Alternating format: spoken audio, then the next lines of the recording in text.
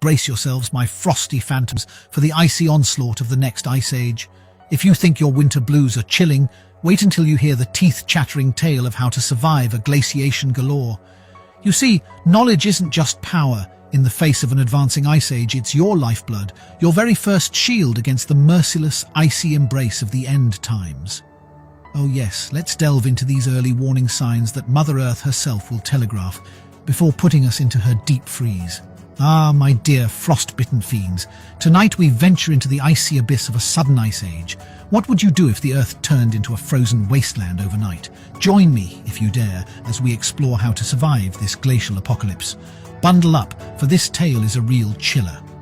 You see, even as the icy tentacles of the next ice age reach out to ensnare the Earth, the equator remains a realm of relative warmth. It's a thin belt of tropical hope, encircling the globe like a lifebuoy in a sea of ice. While the rest of the world dons layers of fur and fleece, those savvy enough to migrate toward the Earth's middle can still dream of sand and surf. Don't be fooled. It won't be a beachside paradise forever, but it's likely to be far more hospitable than the frozen wastelands of the north and south. As the glaciers crawl and civilization shivers in its final chapters, packing your bags for equatorial lands could mean the difference between becoming a human icicle and surviving to see another thaw. But beware, my tropical trekkers, this exodus will not go unnoticed.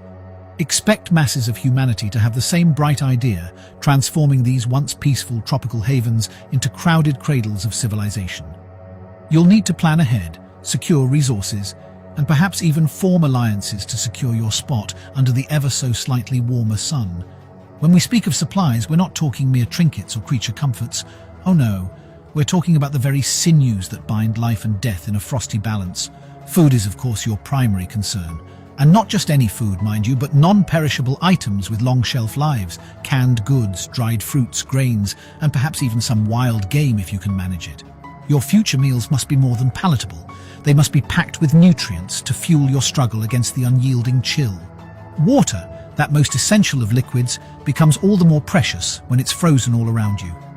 Remember, not all ice or snow is safe to consume, and melting it down requires energy. Therefore, securing a reliable source of potable water is tantamount to your survival. As for medicine, envision a world where even a minor infection could spell your doom. Your medicine cabinet should be a fortress of remedies, stocked with antibiotics, pain relievers, and essential medications for chronic conditions. In the frozen wastes, a simple cut or cough could escalate into a life-threatening ordeal. Thermal clothing is the unsung hero in this chilling narrative. Opt for garments made of moisture-wicking fabrics like polypropylene and avoid cotton like the plague. Wet cotton loses its insulating properties and could leave you colder than a penguin in a snowstorm. These thermal layers act as your personal insulation, trapping warm air close to your skin and creating a microclimate of coziness. It's like hugging a warm mug of cocoa, but for your entire body. But let's not stop there. Gloves are not merely an accessory, but an essential gear to protect your fingers from turning into icicles. Choose gloves that offer both insulation and water resistance. After all, fingers are exceptionally vulnerable to frostbite, and once you lose dexterity, tasks like lighting a fire or even opening a food can become arduous ordeals. When choosing a spot for your frozen fortress, consider the terrain and the elements. You want to be shielded from prevailing winds, yet not so enclosed that you're at risk of avalanche or other natural hazards. Ideally, you'll find a balance between accessibility and isolation. We're not just building a home, we're engineering a bulwark against winter's wrath. Now let's talk construction materials, shall we? In an environment where traditional building supplies are as scarce as a beach ball at the North Pole, improvisation is key. Snow, that ever-present force of nature, is surprisingly a fantastic insulator. It contains trapped air pockets, which can help to slow down the transfer of heat. Ergo, a snow shelter like an igloo can be an insulated palace in a frosty kingdom. However, if snow isn't abundant or suitable, scavenging for other materials like leaves, branches, or even your spare clothing can be a worthy substitute. Layer these materials to form the walls and ceiling of your haven, much like you'd layer your clothing to keep warm. First, let's talk about the immense power of warmth, shall we? Amid the relentless cold, your core temperature is like a delicate balance scale, teetering between comfort and hypothermia. A fire doesn't just warm your hands and feet, It warms your spirit, offering a psychological boost that's as vital as its thermal benefits. When your bones feel like icicles and your soul yearns for the embrace of a summer's day, a roaring fire whispers sweet nothings of hope and endurance, reminding you that yes, warmth does exist, and you have harnessed it. But a fire serves as more than just a personal heater. You see, in a survival situation, one must think about sustenance. Cue the cooking. Whether you're roasting a freshly caught fish or melting snow for drinking water, a fire transforms from a source of warmth to a makeshift kitchen. In the bleak tundra, where even the idea of fresh produce is as absurd as a sunburn, being able to cook means being able to stretch your resources, to make the most of whatever food you have.